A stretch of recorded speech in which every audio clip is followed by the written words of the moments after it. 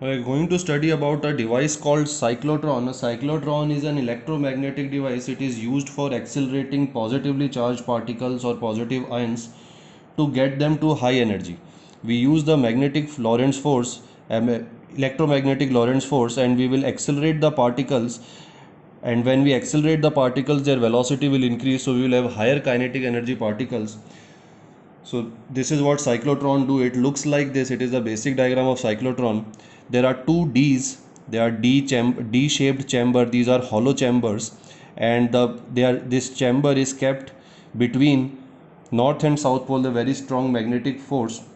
So if we put a charged particle here, this charged particle will experience a magnetic force when it starts moving according to this equation.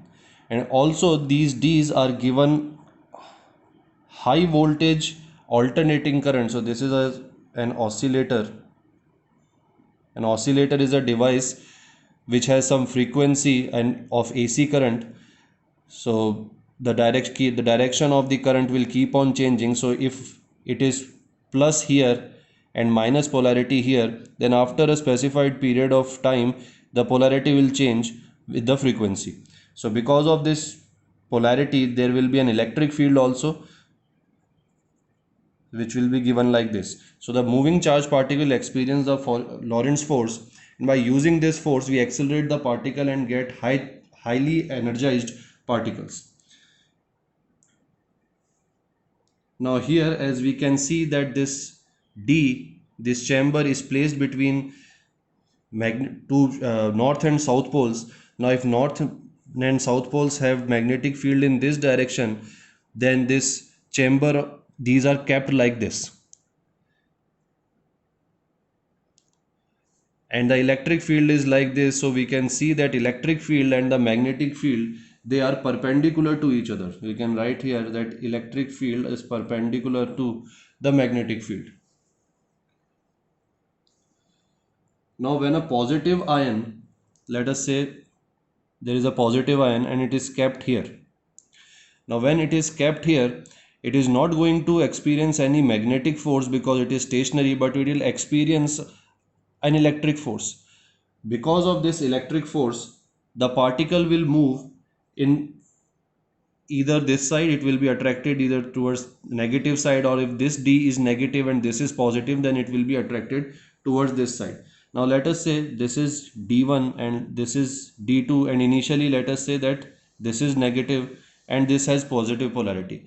Now since this is a positively charged particle, it will be repelled by D2, so it will move towards D1. Now as it starts moving, it will be affected by the magnetic force also, and since the path of the particle is perpendicular, the theta between V and B is 90 degrees. So as we studied in the previous videos, the magnetic force will be applied perpendicular to the path of this particle. So path will accelerate towards D1, and inside D1 the particle will experience a magnetic force and it will move like this. This will be the path of particle. Now at this point of time, here let us say, since it is making half a circle, so let us say the time taken to make half the circle is t by 2, the time period by divided by 2. So it will complete the half circle and it will come out of D1. Now the frequency of oscillator is adjusted in such a way that when the particle comes out, the polarity gets reversed. So as soon as the particle exits D1, it comes here, the polarity gets reversed. Now this becomes negative and this becomes positive. So that means when the particle comes out, it will be attracted by negative D2. So it will be accelerated again in this direction, and then as soon as it enters this direction, again there will be a magnetic field. So it will make a circle like this. Now we have already studied the radius of the circle is given by mv upon qb.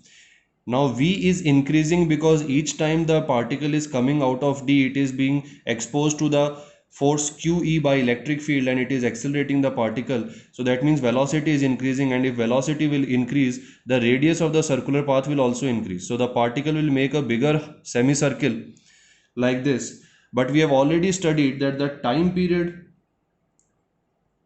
is given by 2 pi m upon qb. This means it does not depend upon the velocity. The time taken by the particle to complete the bigger semicircle will be same. It will be same time. So it will go like this. Now again this particle will come out here, and at the same moment, since it is the same time taken in this path and in this path, so at the same moment again the polarity will be reversed. Now this will become negative and this will become positive, and again the particle will be accelerated. Now it enters d1 with even greater velocity and it will make a greater semicircle. So we keep on doing this process till we acquire sufficient kinetic energy. Now when we acquire sufficient kinetic energy, there is a window here, and this window is open, and from window the particle shoots out with very high kinetic energy. So this is the basic functioning of cyclotron. So we have some parameters that we define for a cyclotron. The basic derivation of those parameters is same that we did in the previous video. The magnetic force is providing the centripetal force. So QVB equals to mv square upon r. So from here we get the radius of path, which is mv upon qb. Similarly, time period is 2 pi m upon qb.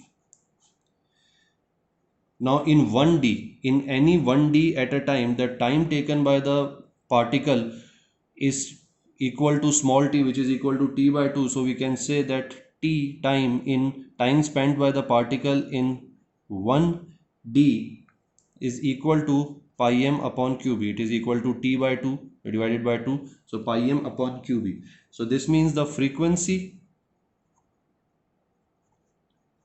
of particle, which is 1 upon t, it will be given by qb upon 2 pi m.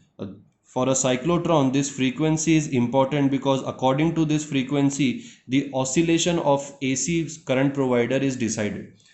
So this is an important quantity as far as cyclotron is concerned. And we also find angular frequency.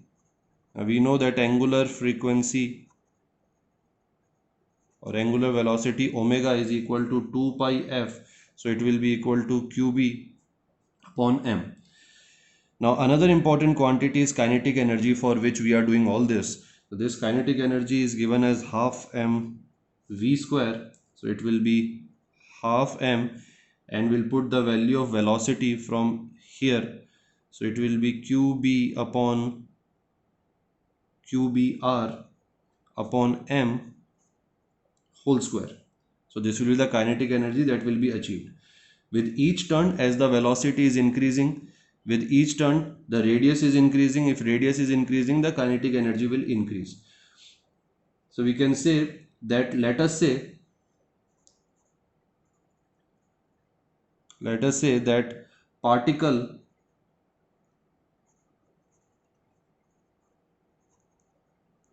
acquires required maximum kinetic energy in n turns.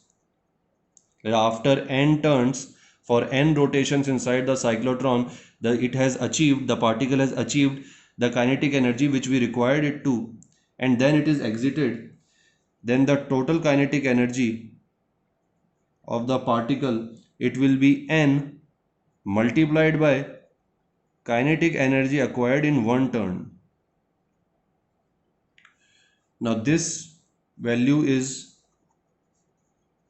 2q into V, where V is the voltage, and it is of the order of 10 to power 4 volts.